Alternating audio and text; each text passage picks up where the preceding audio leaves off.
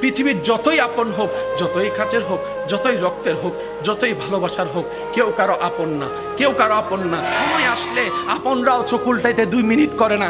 এমনও বাস্তবতা দেখা যায়, যাকে এক সময় আপনি খাওয়াইয়েছেন সেই আপনার পাত থেকে ভাতের পাত কেড়ে নিয়ে যাবে। যাকে আপনি হাসির ব্যবস্থা করে দিয়েছেন, থাকার ব্যবস্থা করে দিয়েছেন, সেই একদিন দেখবেন আপনার জায়গা দখল করার জন্য পাইতারা প্ল্যানিং করতে থাকবে, পাইতারা প্ল্যানিং করতে থাকবে। যাকে একটা ব্যবসার রাস্তা করে দিয়েছেন, সেই দেখবেন একদিন আপনার ব্যবসা বন্ধ করার জন্য সে পাইতারা শুরু করবে। মনে রাখবেন, এই পৃথিবীতে চিরবাস্তব কষ্ট হলো মেনে নেওয়া দরকার। সেটা হচ্ছে আপন বলতে কেউ নাই, প্রিয় বলতে কেউ নাই, লাভ দেনেওয়ালা কেউ নাই। কিন্তু মনে রাখবেন, একজনে আপনাকে বারবার ভালোবেসেছে, ভালোবাসছে, সেটা হচ্ছে উম্মত হিসাবে আপনার নবী আপনাকে ভালোবেসেছে, রব হিসাবে, বান্দা হিসাবে আপনার রব আপনাকে ভালোবেসেছে। সুবহানাল্লাহ। আপনার আমার জীবন নিয়ে অনেক হতাশা, অনেক আপত্তি, আপনার আমার জীবন সম্পর্কে অনেক দুশ্চিন্তা মাথায় মনে ঘুরপাক খায়। অনেক সময় রাতের ঘুমটাও ভালো করে হয় না টেনশনের কারণে। কথা বলেন ঠিক কি না? টেনশনে ঘুম হয় না এমন অনেক মানুষ আছে না নাই? একটা আওয়াজ দিয়ে বলতে হবে, আছে না নাই? হাজারো টেনশনের ভিতরে আপনার আমার জীবনে যাই ঘটেছে, যাই ঘটছে, যাই ঘটবে। সত্যি করে একটা কথা বলেন, ইমাম হুসাইন কারবালার ময়দানে যেই কষ্ট, যে পরীক্ষার সম্মুখীন হয়েছেন, সেই কষ্টের সামনে আপনার আমার কষ্ট কোনো তিল পরিমাণও জায়গা আছে? ইমাম হুসাইন যে লেভেলের কষ্টের সম্মুখীন হয়েছেন, ওই কষ্টের সামনে আপনার আমার কষ্টের কোনো অস্তিত্ব। কিন্তু ইমাম হুসাইন বলে, তোমার চোখের সামনে সন্তান মারা যাবে, হা হুতাশ কইরো না, রবের উপর সন্তুষ্টি থেকে সবর করো, সবর করো। তোমার সামনে তোমার রক্তের মানুষ পানি বন্ধ করে দিবে, একটু মিলাই নিবেন। তোমার চোখের সামনে তোমার রক্তের আপন মানুষগুলাই পানি বন্ধ করে দিবে, রাস্তা বন্ধ করে দিবে, ব্যবসা বন্ধ করে দিবে। নিরাশ হইও না, আমি ইমাম হুসাইনের কথা স্মরণ করে রাখিও, চতুর্দিকে আমার রাস্তাটা বন্ধ করা ছিল, কিন্তু আমি রবের উপর ভরসা হারাই নাই, রবের উপর ভরসা হারাই নাই। শুকরিয়ার সিজদা আমি তখনও দিচ্ছিলাম যখন চতুর্দিক থেকে আমি হুসাইনের জন্য রাস্তা বন্ধ হয়েছিল। ইমাম হুসাইন মেসেজ দিচ্ছেন, হে আল্লাহর বান্দা, হে আমার নবীর উম্মতেরা, যখনই দেখবা তোমার জীবন চলার মধ্যে তোমার অর্থনৈতিক ইনকাম কমে গিয়েছে, তোমার খাবার বন্ধ হয়ে যাচ্ছে, তোমার জীবন চলা কষ্ট হয়ে যাচ্ছে, আমি হুসাইনের সেই ঘটনার দিকে একটু খেয়াল রাখিও। আমি হুসাইনের ঘরের মধ্যে, তাঁবুর মধ্যে একবেলা খাবার ছিল না, একবেলা খাবার ছিল না, পেটের মধ্যে ক্ষুধা তো ছিল ঠিকই, কিন্তু খাবারটা ছিল না। কিন্তু দেখো, আমি ইমাম হুসাইন মুখের থেকে শুকরিয়ার মুস্কি হাসি কখনো বিলীন হতে দিই নাই। সুবহানাল্লাহ। আমি ইমাম হুসাইনকে দেখো চেহারার মধ্যে বিষণ্ণতা আনতে দিইনি, আমি সিজদা দেওয়া বন্ধ করিনি, আমি নামাজ পড়া বন্ধ করিনি। এক কথায় কারবালার প্রধান মেসেজের মধ্যে অন্যতম মেসেজ হচ্ছে বিশ্ববাসীর জন্য, শুধু মুসলমানের জন্য নয়, সমস্ত মানুষের জন্য। জীবনে যা ঘটুক, যেভাবে ঘটুক, মন মতো হোক আর মনের বিপক্ষে হোক, তোমার স্বপ্ন পূরণের মাধ্যমে হোক কিংবা স্বপ্নর বিপক্ষে অবস্থান হোক, হে আল্লাহর বান্দারা মনে রাখিও, জবানে রবের শুকরিয়া বন্ধ করিও না, সিজদা দেওয়া বন্ধ করিও না রবের দরবারে, আর রবের উপর বিশ্বাসকে কখনো অবিশ্বাস হতে দিও না। যদি তুমি তা করতে পারো, আমি ইমাম হুসাইন কারবালার ময়দানে বাহ্যিকভাবে পরাজিত হয়েছি সত্য কথা, কিন্তু কিয়ামত পর্যন্ত জায়গায় জায়গায় ব্যানারে ব্যানারে ঈদের নাম দেখা যাবে না, হুসাইনের নাম দেখা যাবে। বলেন সুবহানাল্লাহ। যে হেরে যায় তার নাম থাকে না, যে জিতে তার নাম ব্যানারে। ওই দিন এজিদ জিতেছিল বাহ্যিক চোখে, পরাজিত হয়েছিল ইমাম হুসাইন, কিন্তু এখনো পর্যন্ত ব্যানারে ব্যানারে ইমাম হুসাইনের নাম। সুবহানাল্লাহ। আমি শুনি নাই, মন মতো করে একবার বলেন তো সুবহানাল্লাহ। ব্যানারে ব্যানারে ইমাম হুসাইনের নাম।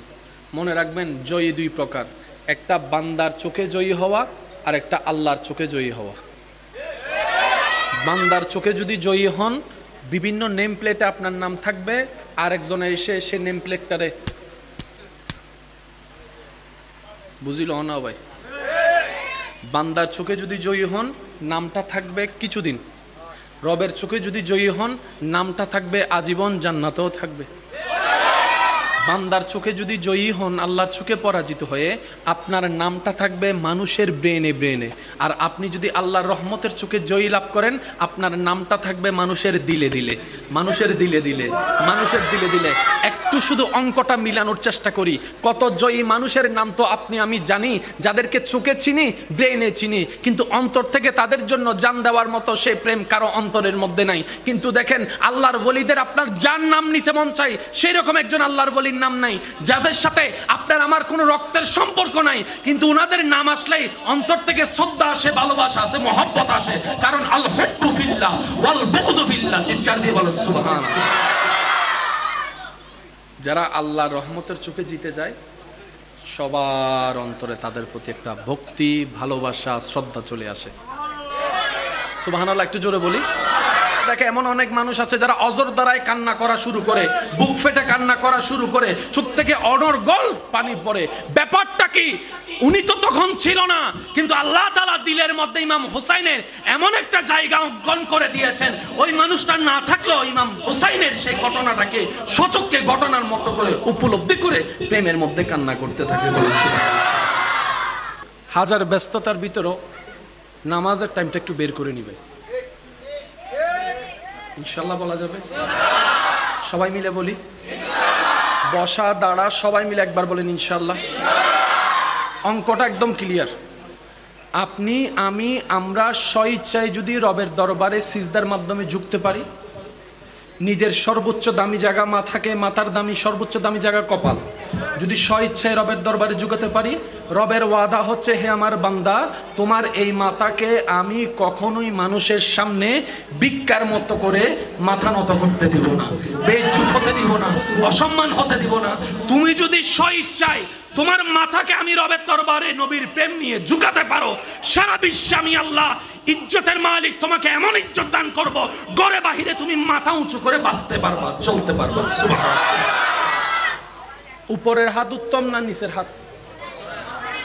সবাই যেটা জানি বলি, উপরের হাত উত্তম না নিচের হাত?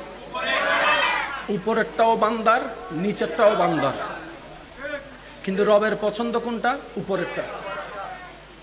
আল্লাহ তুমি নিচেরটা পছন্দ করো না, রব বলে যে না আমি করি না, আমার কোনো বান্দা বান্দার সামনে হাত পাতো। তা আল্লাহ তুমি কি পছন্দ করো?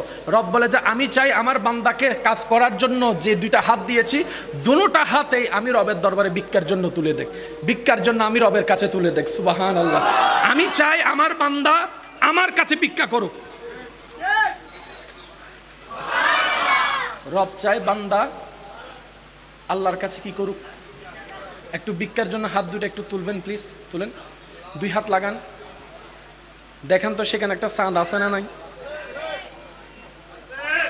আমার হাতে দেখতেছি, আপনার হাতে দেখলে আপনি বলেন আমি শুনি নাই, আমি শুনি নাই। আওয়াজ আরো বলা লাগবে, আমি শুনি নাই। চাঁদ থাকে কোথায়? নিচে না উপরে? চাঁদ কি অকল্যাণ না কল্যাণ? চাঁদ কি অসম্মান না সম্মান? তোমার চেহারাটা চাঁদের মতো সুন্দর।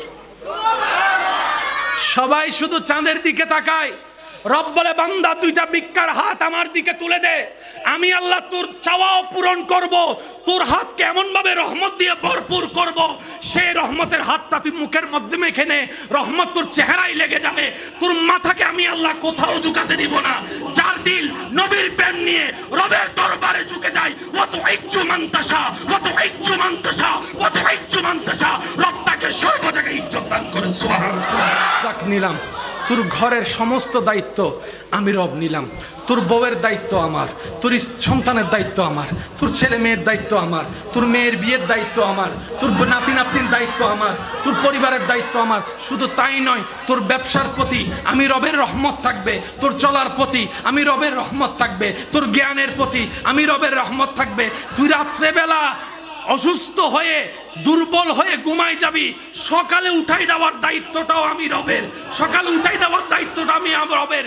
শুধু তাই নয়, যখন তুই কুল্লু নাফসিন যায়িকাতুল মউতের সাথে সচক্ষে সাক্ষাৎ করে চিরবাস্তবতাকে আপন করে নিয়ে যখন তোকে গোসল দেওয়া হবে কুসুম গরম পানি দিয়ে, যখন তোর শরীরটাকে আবৃত করা হবে সাদা কাফনের কাপড় দিয়ে, যখন তোকে সবাই মিলে কবরস্থানের কবরে রেখে ডানে বামে মাটি দিয়ে উপর থেকে মাটি দিয়ে কবর অন্ধকার করে দিবে, সেই কবরের মধ্যে আমি রবের রহমত তোর সাথে থাকবে, রবের রহমত তোর সাথে থাকবে। শুধু তাই নয় বান্দা, তাই নয় বান্দা, ইজা জুলজিলাতিল আরদু জিলজালাহা ওয়া আখরাজাতিল আরদু আসকালাহা ওয়া ক্বালাল ইনসানু মা লাহা। যেদিন পৃথিবী ধ্বংস হয়ে যাবে, আমি রবের হুকুমে সবাই হাসরের ময়দানে ইয়া নফসি স্লোগান নিয়ে আসবে। কেউ কাউকে চিনবে না, আপন থাকবে না, রক্তের বন্ধন থাকবে না, প্রিয় বলতে কোনো শব্দ থাকবে না, ভালোবাসার কোনো অস্তিত্ব থাকবে না। যেই দিন তুই হবি বেসাহারা, নফসি নফসি নফসি করবি, তখন আমি আল্লাহ তোকে রহমতের মাধ্যমে স্মরণ করব, তোকে রহমতের মাধ্যমে স্মরণ করব।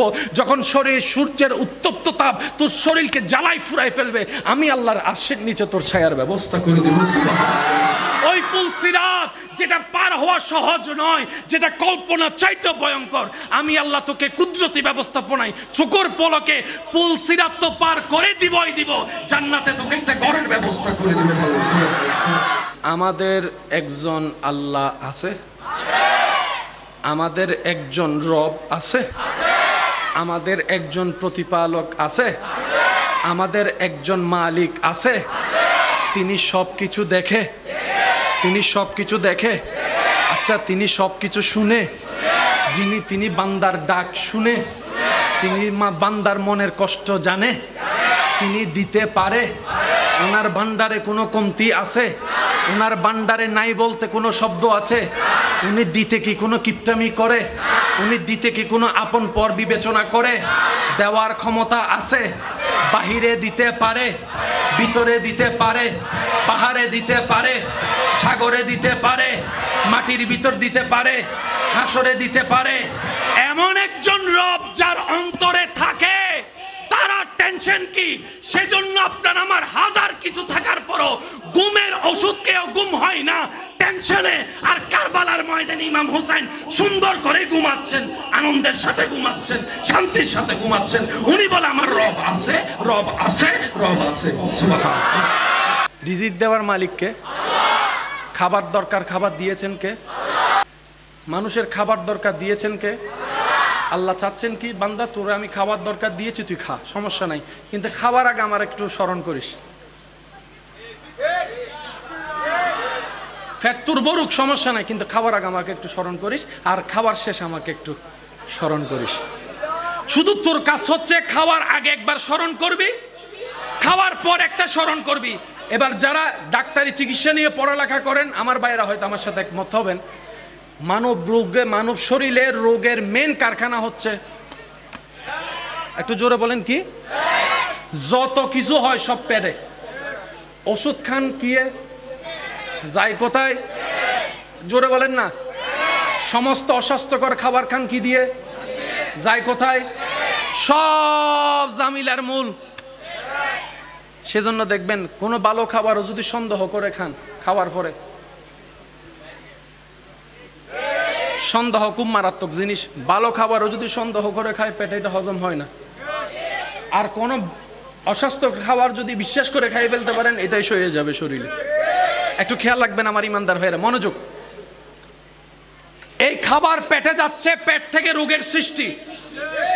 রব বলে যে খাবারটা আমার নাম দিয়ে শুরু কর, তাহলে খাবারের মধ্যে যত নেগেটিভ এনার্জি থাকবে আমি আল্লাহ সব দূর করে দিব, সব দূর করে দিব, সব দূর করে দেব। আচ্ছা, খাবার খাওয়ার পর একটা হজমের দরকার আছে না? এই হজম শক্তি না হলে বদহজমই হয়ে যায়, পেটের মধ্যে অশান্তি হয়। অনেকে হজমের জন্য অনেক ওষুধ বড়িও খেতে থাকে। রব বলে যে খাবার শেষে আলহামদুলিল্লাহ বলে আমাকে একবার স্মরণ কর, তাহলে আমি কি করব জানোস? তোর খাবারটাকে হজমের ব্যবস্থা আমি আল্লাহ করে দিব। সুবহানাল্লাহ। ওই খাবার থেকে ক্যালসিয়াম আমি আল্লাহ করে দিব, সেই খাবার থেকে আমিষের ব্যবস্থা, শরীরের চাহিদা আমি আল্লাহ মিঠাই দেব। বান্দারে ওই খাবার থেকে যত ধরনের উপকার দরকার তোর শরীরের জন্য, ওই প্রথমে আমার নাম, শেষে আমার নাম যদি বলাস, আমি তো সেই লেভেলের উপকার করে দিবই দিবই। আজকে এক প্লেট খেয়ে যে খুশি মনে শুকরিয়া করেছিস, সামনের জন্য আমি আল্লাহ তোর রিজিকের 2 প্লেটের ব্যবস্থা করে দেব। আল্লাহ তাআলা আমাদের সবাইকে শুকরিয়ার সাথে জীবন যাপন করার তৌফিক দান করুন। পৃথিবীর যতই আপন হোক, যতই কাছের হোক, যতই রক্তের হোক, যতই ভালোবাসার হোক, কেউ কারো আপন না, কেউ কারো আপন না। দিন শেষে বাস্তবতা মেনে নেওয়াটাই বুদ্ধিমানের কাজ। কথা বলে ঠিক কিনা? সময় আসলে আসলে আপনরাও চোখ উল্টাইতে 2 মিনিট করে না। এমনও বাস্তবতা দেখা যায়, যাকে এক সময় আপনি খাওয়াইয়েছেন সেই আপনার পাত থেকে ভাতের পাত কেড়ে নিয়ে যাবে। যাকে আপনি হাসির ব্যবস্থা করে দিয়েছেন, থাকার ব্যবস্থা করে দিয়েছেন, সেই একদিন দেখবেন আপনার জায়গা দখল করার জন্য পায়তারা প্ল্যানিং করতে থাকবে, পায়তারা প্ল্যানিং করতে থাকবে। যাকে একটা ব্যবসার রাস্তা করে দিয়েছেন, সেই দেখবেন একদিন আপনার ব্যবসা বন্ধ করার জন্য সে পায়তারা শুরু করবে। মনে রাখবেন, এই পৃথিবীতে চিরবাস্তব কষ্ট হলো মেনে নেওয়া দরকার। সেটা হচ্ছে আপন বলতে কেউ নাই, প্রিয় বলতে কেউ নাই, লাভ দেনেওয়ালা কেউ নাই। কিন্তু মনে রাখবেন, একজনে আপনাকে বারবার ভালোবেসেছে, ভালোবাসছে, সেটা হচ্ছে উম্মত হিসাবে আপনার নবী আপনাকে ভালোবেসেছে, রব হিসাবে, বান্দা হিসাবে আপনার রব আপনাকে ভালোবেসেছে। সুবহানাল্লাহ। এই ভালোবাসার কোনো শেষ, কবরও হাসরও। আল্লাহ তাআলা আমাদের সবাইকে বুঝার তৌফিক দান করুন। এই মাহফিল কমিটির মাহফিলকে আল্লাহ কবুল আর মঞ্জুর করুন। অনেক অক্লান্ত পরিশ্রম করে আপনাদের সবার ভালোবাসায় নিঃসন্দেহে এই মাহফিলটা আলোকময় হয়েছে। ভবিষ্যতে আপনাদের ভালোবাসা সাপোর্ট থাকবে তো ইনশাআল্লাহ? পিছনের ভাইয়ের একটা আওয়াজ দিয়ে বলেন, থাকবে তো ইনশাআল্লাহ? সাপোর্ট মানে সবসময় টাকা নয়, মনে রাখবেন। সাপোর্ট মানে সবসময় টাকা। আপনার এলাকার ভাইয়েরা কাজ করছে, আপনি রাস্তা দিয়ে হেঁটে যাচ্ছেন, দূর থেকে বললেন ভাই সব ঠিক আছে, এটাও সহযোগিতা। সুবহানাল্লাহ বলেন। চেয়ার 5টা দরকার, 4টা এসেছে, আরেকটা আনতে লাগবে 20 মিনিট। আপনি বলবেন মাহফিলটা কি একা তোদের? মাহফিলটা তো আমারও, আমার ঘর থেকে চেয়ার একটা নিয়ে আই, এটাও সহযোগিতা। বুঝাতে পারছি? সহযোগিতা মানে আন্তরিকতা। সহযোগিতা মানে ভাই সব ঠিক আছে, কোনো সুবিধা হলে আমারে জানাইস, আমি যদ্দূর পারি তোর পাশে থাকবো, এটাও সহযোগিতা। আল্লাহ তাআলা আমাদের এই ভ্রাতৃত্ব বন্ধনকে সাথে নিয়ে মাহফিলকে এগিয়ে নেওয়ার তৌফিক দান করুক, আমিন। আমার ভাই এসেছে, আলোচনা শুনবেন, করবেন, আল্লাহ পাক করা সুন্দরভাবে করার তৌফিক দান করুন।